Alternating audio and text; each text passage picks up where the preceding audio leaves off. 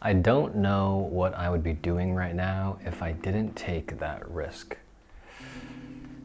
Life would be very different. I would probably be still in Arizona. I'd probably still be working my 9 to 5. And I'd probably be wondering, is this it? Is this it? And I'd probably be wondering that tomorrow and the next week and next month and forever onwards until I finally decided to take that risk. And your risk may be different than my risk. My first risk was moving from Arizona to California. And for those of you guys who live in the United States, you're like, dude, that's literally one state over. How is that a risk? Well, if you're thinking that, that probably means that you have moved away from home, right? So you relate. You've done the move, you've lived in this whole world where you're like, no way could I ever live back in my hometown, right?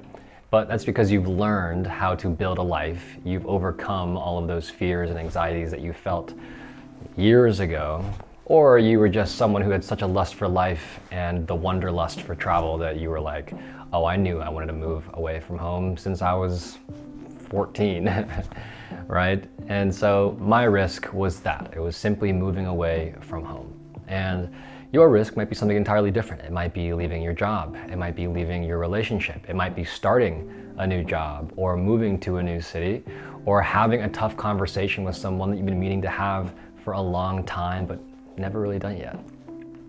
Those risks are what I'm referring to. And every single one of us has some type of quote unquote risk that we are currently holding on to and not yet taking action upon. That's just human life, right?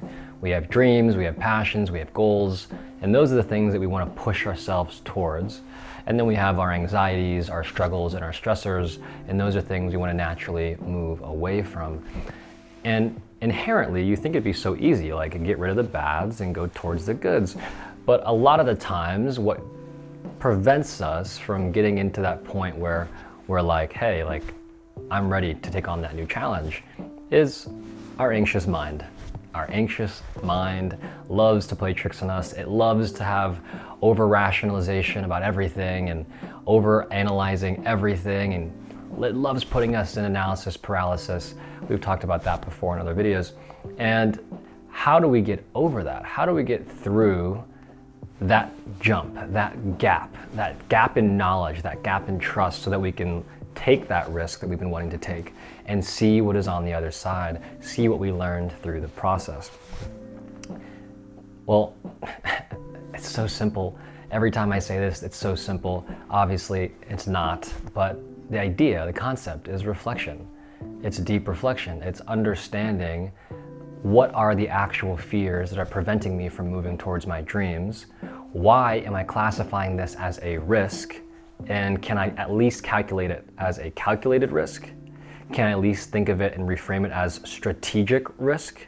A risk that I must take in the overall game plan of my life so that I can move a step closer towards the lifestyle, the dream, the vision that I've had for the past year or since childhood. Can I reframe this idea of fear into something of motivation, of inspiration, to almost feel compelled to jump, to leap, to do the hard work, which is the reflection, thinking through the process of all of the different things that need to be done in order for you to get there. A lot of us look at fear and look at those risks and we shy away from them immediately. We don't even give ourselves the light of day to take time, take an hour, write or type whatever it is you have as a tool for your reflection process to go all the way through the absolute process. Like, simple example, I wanted to move from Arizona to California. So instead of just up and moving, I said, all right, well, what can I do today that might get me closer to that point mentally? And I was like, all right, well, let me go on Zillow. Let me go on Zillow and at least look at apartments. Let me at least look at neighborhoods in the areas of California that I wanted to live in, right? And if you don't even know where you want to live in, well, go on Google Maps. Go on top 10 best neighborhoods to live in XYZ city. Do the things you can do a part of the process. And once you do that, figure out the next part of the process. I'm like, all right, cool. Well, I need to make a budget because I love all these neighborhoods. I saw the price points of these. I'm gonna have a 1-bedroom or a 2-bedroom or 3-bedroom. That means I need to have X amount of money for either one of those. So now I need to do my budget, because I don't wanna live in the fear that I don't have enough money to make the move, right? Don't shy away from the first step. Go through the absolute process so you can at least get to that point where you've done 1, 2, 3, 4, 5, 6, and you're finally at that point where all you have to do is sign the lease agreement and you're contracted into the move. You're contracted into your dream. And I'm not a big fan of contracts, but in this case, it's like, well, you're gonna have to move at that point if you sign that lease. But at least get to that point where you get approved, where they say, hey, congratulations, you've been approved for your move-in date of XYZ. Once you sign the leasing forms, it'll be official. Contact us for move-in details, blah, blah, blah. Get to that point. It doesn't cost you anything. It might cost you a $50 application fee, but it doesn't cost you anything. It doesn't cost you anything other than your time, energy, and effort, but that's time, energy, and effort that you're putting towards your dreams, putting towards your dream lifestyle, your dream home, your dream city, your dream location, your dream community, right? Don't shy away from fear because the emotion makes you think it's impossible, right? Go through the entire process to teach your brain that in this specific process, we actually have real opportunity.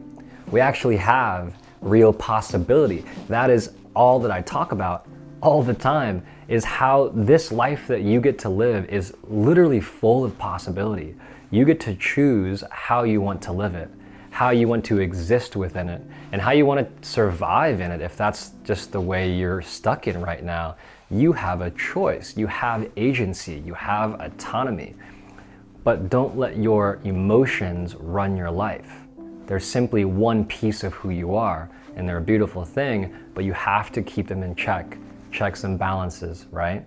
So if you're thinking of taking a risk and you haven't done it, I'm not saying full send it and YOLO and just go do it. No, I'm saying reframe that risk into a strategic thought, into a calculated risk.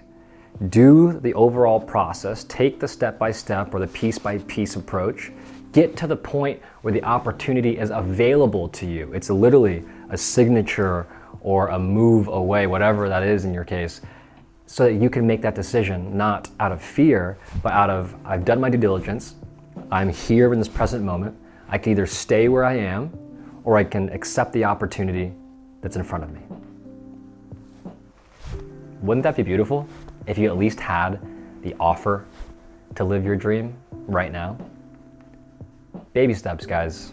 Don't overthink life. It's easy to, I know, easy to say, harder to do, but don't overthink life.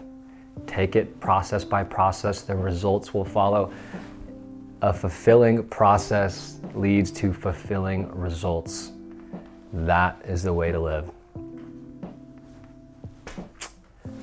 Yeah, that's it. I'll see you guys. Have a beautiful day. Peace.